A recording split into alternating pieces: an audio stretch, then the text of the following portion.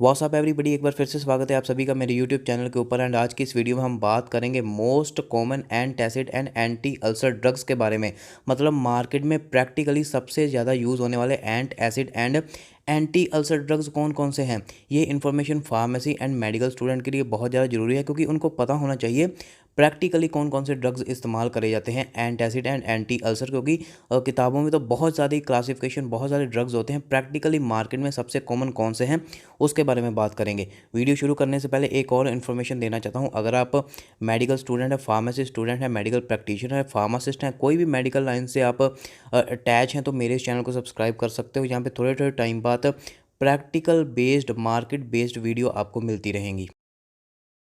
चलिए अब हम बात करते हैं antacid and anti ulcer drugs के बारे में। नाम से ही पता चल रहा है, एंट एसिड मतलब जो स्टमक में एसिड को कम करते हैं, एंड एंटी अल्सर ड्रग जो अल्सर के केसेस में इस्तेमाल करे जाते हैं। जब स्टमक में या फिर ड्यूडिनल अल्सर अल्सर हो जाते हैं, उस कंडीशन में जो ड्रग इस्तेमाल करे जाते हैं उसको एंटी अल्सर ड्रग कहा जाता है। जो हमारा सबसे पहला ड्रग है वो है aluminium hydroxide. And aluminium hydroxide drug को प्रेगनेंसी कैटेगरी सी में रखा गया है। प्रेगनेंसी की सारी कैटेगरी आप गूगल के ऊपर देख सकते हैं, नहीं तो थोड़े दिन तक मैं एक वीडियो डाल दूंगा प्रेगनेंसी की कौन कौन सी ड्रग्स की कैटेगरी होती है। तो इसको प्रेगनेंसी कैटेगरी सी में रखा गया है। अब अगर हम एल्यूमिनियम हाइड्रोक्साइड के यूजेस के बारे में बात करें, तो सबसे इसका जो पहला यूज़ है वो है ulcer and non ulcer dyspepsia में इस्तेमाल करा जाता है। GERD gastro oesophageal reflux disease में इसका इस्तेमाल करा जाता है।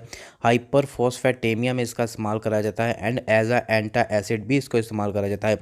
बहुत सारे सिरप में ये कॉम्बिनेशन में आता है।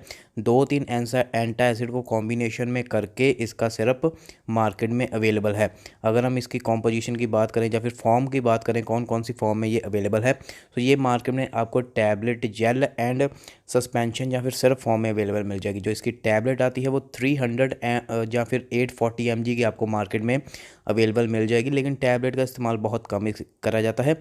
जेल, सिरप एंड सस्पेंशन का इस्तेमाल ज़्यादा करा जाता है। जेल जो है वो 610 mg पर 10 ml की कॉम्पोजिशन में मार्केट में मिल जाएगी। एंड जो सिरप एंड सस्पेंशन है वो कॉम्बिनेशन में मार्केट में आपको मिलेगा। किसी ना किसी और एंटासिड के साथ इसका कॉम्बिनेशन बना के प्रिस्क्राइब करा जाता है, मेडिसिन बनाई जाती है। अब अगर हम इसकी डोजेस की बात करें, तो हमेशा इसको ओरली कंज्यूम करा जाता है। डोजेस की बात करें तो अडल्ट एंड चिल्ड्रंस के लिए डोजेस अलग अलग है।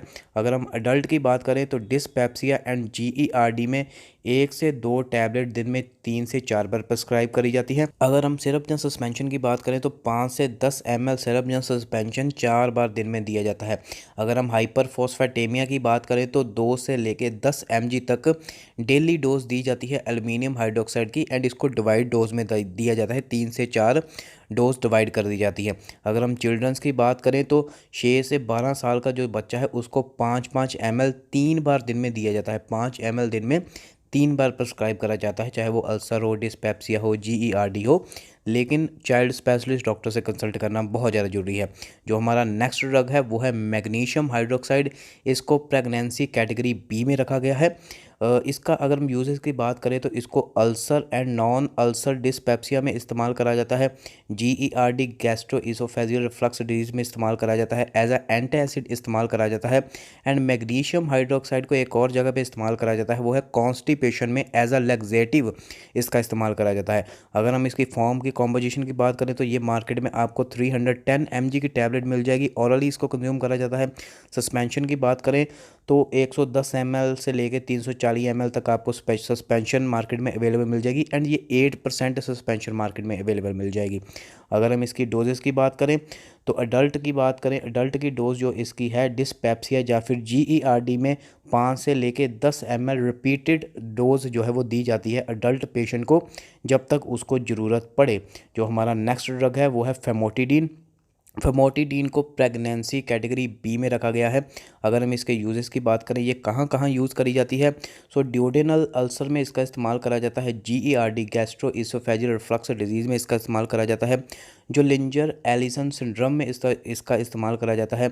एंड हार्ट बर्न के केसेस में, इंडाइजेशन के केसेस में फेमोटिडीन का इस्तेमाल करा जाता है। अगर हम इसकी फॉर्म की बात करें तो ये अलग अलग फॉर्म में, like tablet and capsule and injection form में मार्केट में अवेलेबल है। अगर हम टैबलेट की बात करें तो 10 10 mg, 20 mg, 40 mg, 100 mg की टैबलेट मार्केट में अवेलेबल मिल जाएगी। अगर हम कैप्सूल की बात करें तो 20 mg एंड 40 mg का कैप्सूल मार्केट में अवेलेबल मिल जाएगा। अगर हम इंजेक्शन की बात करें तो 2 ml का एम्प्यूल मार्केट में अवेलेबल मिल जाएगा, जिसमें 10 mg पर ml आपको फेमोटिडिन ड्रग मिल जाएगा।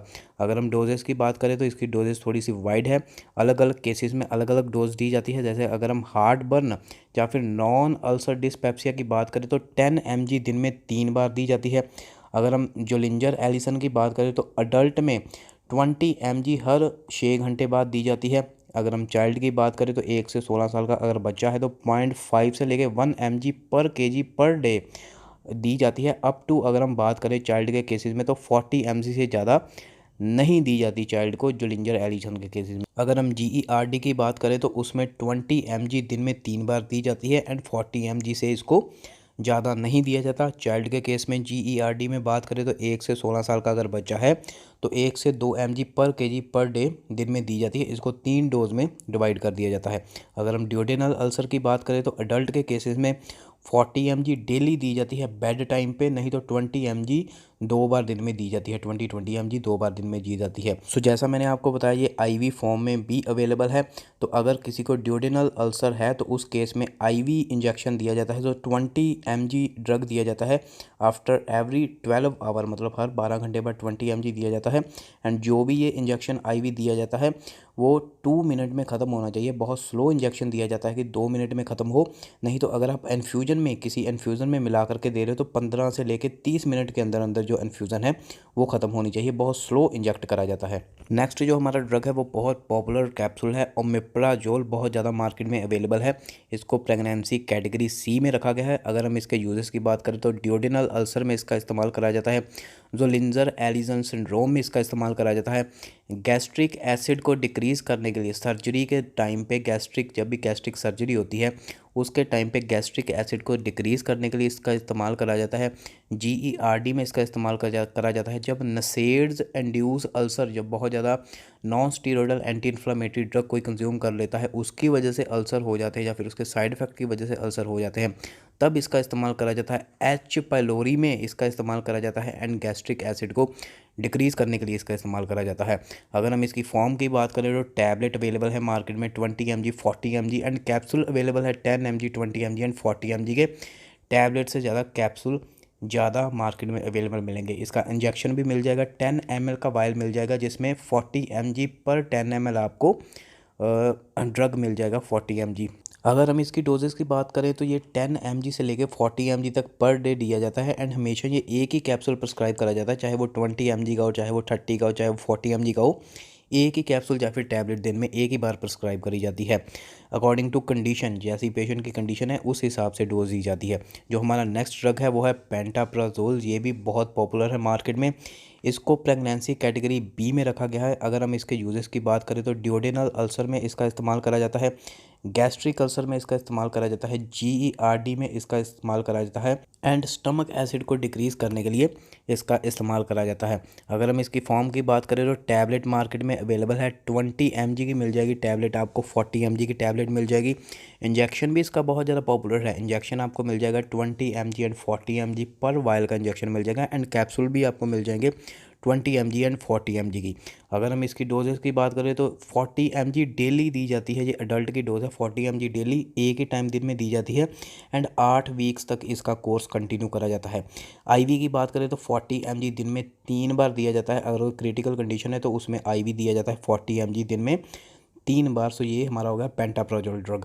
जो हमारा नेक्स्ट ड्रग है वो है रेनिटिडीन। रेनिटिडीन की टैबलेट भी मार्केट में बहुत पॉपुलर है। इसको प्रेगनेंसी कैटेगरी B में रखा गया है। अगर हम इसके यूजेस की बात करें तो ये डोडेनल अल्सर में इस्तेमाल करा जाता है, GERD में इस्तेमाल करा जाता है, जोलिंजर एलिसन सिंड्रोम में इसका इस्तेमाल करा जाता है, H पाइलोरी में इस्तेमाल करा जाता है, नसेड इंड्यूस अल्सर्स में इसका इस्तेमाल करा जाता है, गैस्ट्रिक एसिड को डिक्रीज़ करने के लिए इसका इस्तेमाल करा जाता है। ये इसके मेजर यूज़ है। अगर हम इसकी फॉर्म की बात करें तो टैबलेट, सिरप, इंजेक्शन फॉर्म में मार्केट में अवेलेबल मिल जाएगी। टैबलेट की बात करें तो 150 mg की टैबलेट एंड 30 mg की टैबलेट मार्केट में अवेलेबल है। इंजेक्शन की बात करें 2 ml vial 2 ml ampoule market में अवेलेबल है, इस जिसमें कि 25 mg पर 2 ml आपको अवेलेबल मिल जाएगा ड्रग।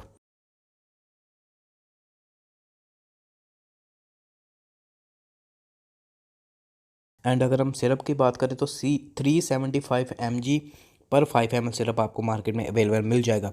अगर हम इसकी डोजेस की बात करें तो 150 से लेके 300 mg डेली दी जाती है। अडल्ट के केस में डिवाइडेड डोज में दी जाती है। एंड अगर हम चिल्ड्रन की बात करें तो 2 से लेके 4 mg पर केजी, 2 से लेके 4 mg पर केजी पेशेंट को दिन में दी जाती है। एंड इसको डिवाइडेड डोज में दिया जाता है, 3 टाइम डिवाइडेड डोज में इसको करके दिया जाता है। एंड मैक्सिमम डोज जो है वो चिल्ड्रन के केसेस में 30 mg रहती है, इससे ज़्यादा प्रिस्क्राइब नहीं करा जाता। तो ये थे आपके सारे के सारे drug, antacid and anti ulcer drug. Pharmacy student, medical student के लिए ये सारे ड्रग जानने बहुत ज़्यादा जरूरी है। ये सारे ड्रग मार्केट में सबसे ज़्यादा पॉपुलर हैं इस टाइम पे। ऐसी ही वीडियोस मैं आपको देता रहूँगा। अगर आपको और किसी टॉपिक के ऊपर वीडियो चाहिए आप कमेंट सेक्शन में बता सकते हैं। मेडिकल रिलेटेड वीडियो देखने के लिए चैनल को सब्सक्राइब करें, अपने फार्मेसी मेडिकल रिलेटेड दोस्तों के साथ चैनल को शेयर करें। Thank you so much.